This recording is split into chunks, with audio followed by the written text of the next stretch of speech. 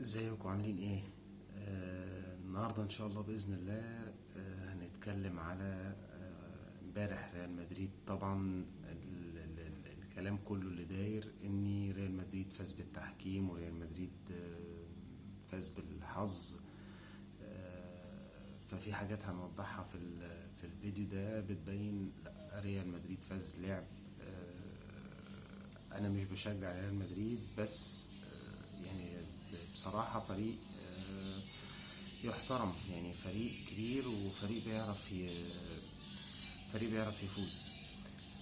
في البداية الأول محتاج دعمكم، لايك والسبسكرايب ضروري عشان أقدر أنزل فيديوهات تاني، وعشان القناة تقدر تكمل.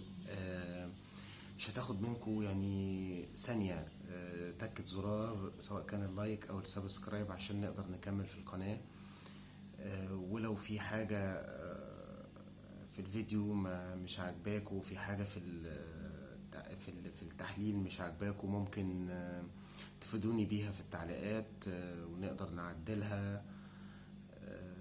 فان شاء الله باذن الله اهم حاجة لايكات وسبسكرايب عشان خاطر نقدر نكمل ونقدر ننزل فيديوهات تاني. امبارح توخيل اتكلم في المؤتمر الصحفي على لقطة الهدف في آخر دقيقة. طبعا الحكم غلطان وحامل الراية غلطان ان هم يصفروا في وقت الكورة، يعني الكورة خلاص دخل الجون وهم يصفروا، وده غلط. هو كان استنى لما الكورة دخلت وكان رجع للفار او صفر قبليها. فهو طبعا غلطان الحكم، في غلط على الحكم، طبعا في غلط على الحكم وفي غلط على حامل الراية ان هم يصفروا. وبالتالي لعيبة ريال مدريد وقفت وبايرن ميونخ كملوا وجابوا الجون. فطبعا غلط من الأساس، غلط. دي حاجة. تاني حاجة، الكرة حتى لو هي دخلت الجون فهي كده كده ما كانتش هتتحسب، لأن في الاستوديو التحليلي اللي بعد الماتش بانت إن الكرة اوفسايد. فلو كانت دخل الجون والحكم استنى ورجع للفار كانت هتتحسب اوفسايد. فكده يعني النقطة دي ما فيهاش ظلم تحكيمي قوي يعني. تاني حاجة، ريال مدريد ما فاز بالحظ. ريال مدريد كان هو الفريق الأحسن، كان هو الفريق اللي مسيطر على الماتش، كان هو الفريق اللي مضيع فرص أكتر.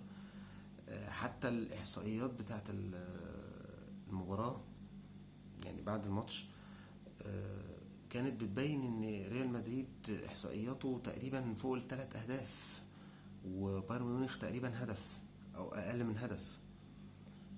فكان طبيعي جدا ان الفريق اللي ضيع واللي استحوذ واللي مضيع فرص كتيرة هو اللي يكسب. ريال مدريد حرفيا كان بيلعب نوير، حارس بايرن ميونخ حرفيا كان بيلعب نوير. يعني لولا نوير كانت النتيجة طلعت اكتر من كده.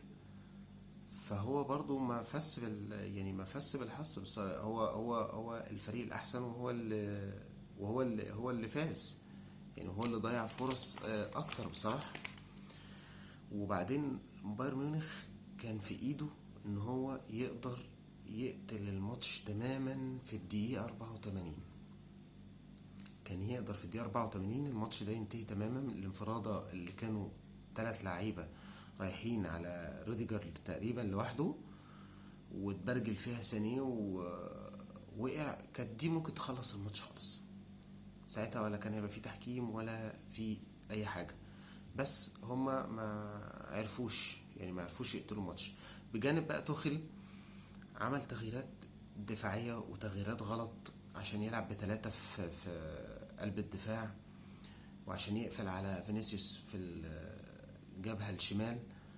فكانت كل تغييراته دفاعية وتغييرات غلط، ودي أثرت على الماتش وخلت ريال مدريد يسيطر أكتر، وخلت ريال مدريد يستحوذ أكتر ويضيع فرص أكتر ويمسك الماتش يعني أكتر بكتير.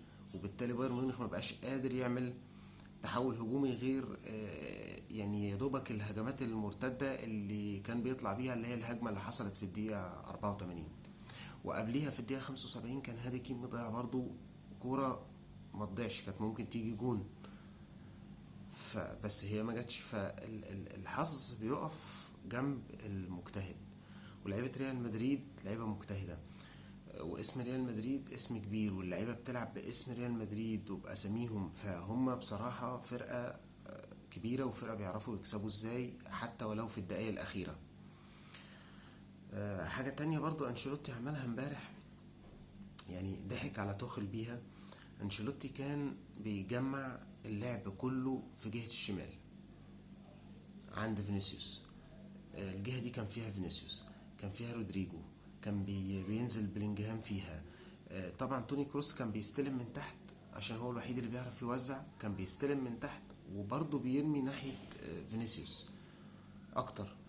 فكانت التركيز كله بتاع بايرن ميونخ على الجبهة بتاعة فينيسيوس، وجبهة كارفاخال هناك فاضية، يعني كارفاخال عنده الدنيا فاضية خالص هناك. فبصراحة كان عامل ماتش جامد جدا برضو كارفاخال، كان انشيلوتي بيفضيله الدنيا هناك خالص.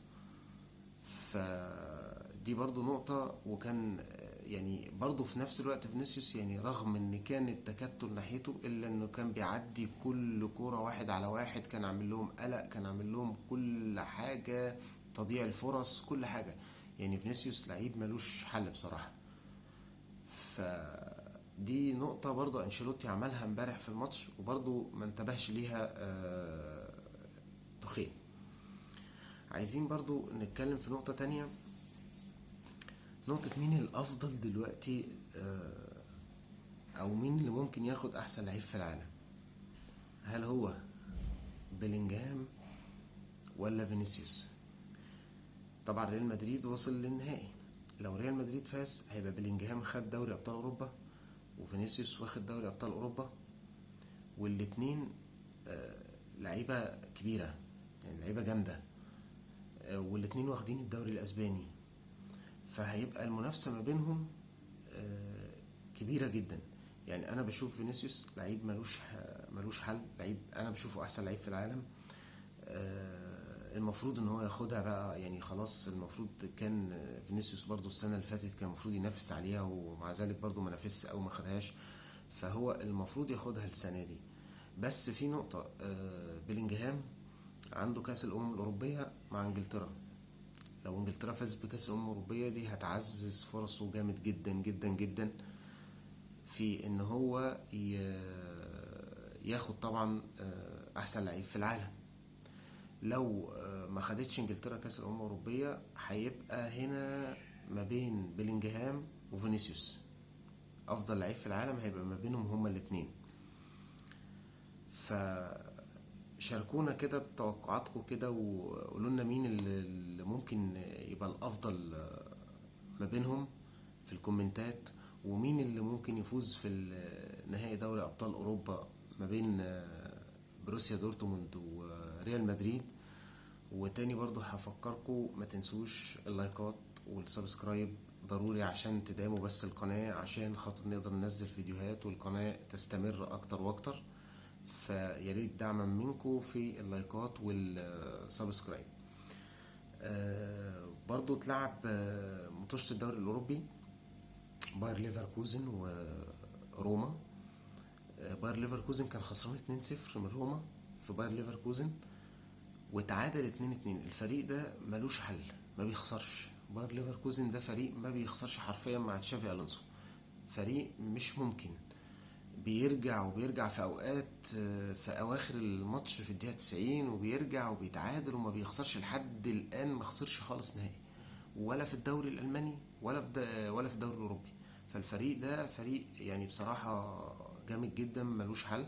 طبعا اتعادلوا 2-2 بعد ما رجع باير ليفركوزن تاني رومنتادا وصعد للنهائي. واتلانتا طبعا كسب 3 وصعد، كسب مارسيليا. هيبقى الماتش ما بين باير ليفركوزن واتلانتا، والماتشين جامدين. الماتش بتاع باير ليفركوزن واتلانتا ماتش جامد جدا، ماتش هيبقى حلو جدا في نهائي الابطال، في نهائي الدوري الاوروبي. وريال مدريد طبعا وبروسيا دورتموند في دوري الابطال. فتوقعاتكم مين اللي يكسب من الماتشين كده، وتوقعوا كده في الكومنتات. وفي نفس الوقت ان شاء الله باذن الله يعني انا احساسي الشخصي ريال مدريد وبروسيا دورتموند 60 ريال مدريد 40 بروسيا دورتموند، وماتش جامد جدا، وبروسيا برضو فريق جامد جدا. باير ليفركوزن واتلانتا. باير ليفركوزن طبعا يعني برضو ب60-40. انا يعني ممكن اتوقع اكتر من كده، بس عشان ده ماتش نهائي من ماتش واحد فهنخليها 60-40 بس. باير ليفركوزن زي ما قلت لكم كده فريق ملوش حل يعني. فان شاء الله باذن الله. تاني ما تنسوش تدعموني باللايكات، وما تنسوش تعملوا سبسكرايب عشان تقدر القناة تكمل ونقدر ننزل فيديوهات اكتر. ولو ليكوا اي تعليقات او في اي حاجة حابين تقولوها في الكومنتات نحسن من الفيديو اللي بينزل، مفيش مشكلة. بس اهم حاجة تدعموا القناة عشان اقدر القناة تستمر واقدر انزل فيديوهات اكتر واكتر.